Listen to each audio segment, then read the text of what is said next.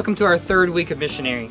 Our third week of going around the city telling stories about how people in our church have been missionaries, where they work, where they live, where they play, just going around town. And as we go through these three stories today, I really want you to be thinking about where God is calling you to be a missionary. Why don't you follow me inside of this house as we begin our first story.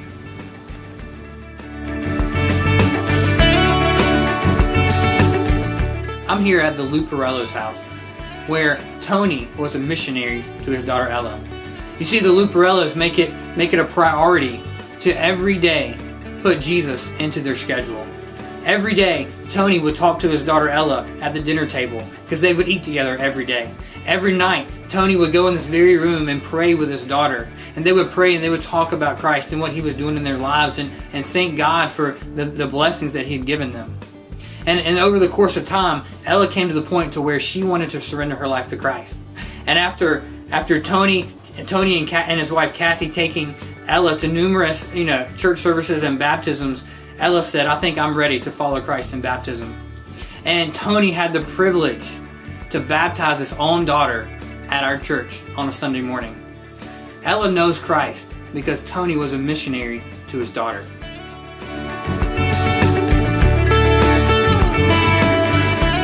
Here at VSH, Veterinary Specialty Hospital in Cary, North Carolina, where Jen was a missionary to her workplace, where Jen was a missionary to her co-worker, Mary Tresca. Over the course of months, and even over the course of over a year, Jen built a relationship with Mary Tresca. And when our church launched in September, Jen invited Mary Tresca to come check it out. And because of their relationship, because Jen had invested in Mary, she was willing to come and give it a try.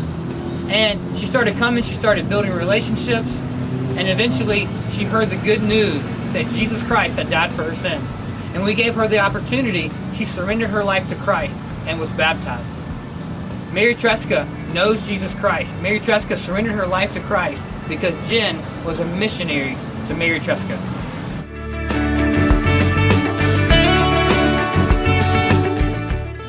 I'm here at Moore Square Park in downtown Raleigh to tell you about how Jenny was a missionary to Moore Square, and as a result, Michael was reached. You see, God gave Jenny a heart to be a missionary to the homeless people and the homeless families in downtown Raleigh. And now our church has a ministry that every fourth Saturday, we come and we feed hundreds of homeless people. We feed them, we pray with them, we build relationships with them, and we invite them to come and be a part of our church family. On one of those Saturdays, some members from our church built a relationship with a guy named Michael, and they invited him to come to our church. And that Sunday, the next day, Michael showed up. And Michael continued to build relationships. He continued to hear about a relationship with Jesus Christ. People in our church, they took him out to eat. They bought him groceries. They got him clothes. They gave him rides to church.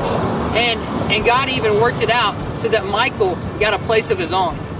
A few weeks later, when we gave a message about following Jesus Christ and surrendering your life to him, Michael was baptized. And now Michael is here every Sunday as a part of our church family.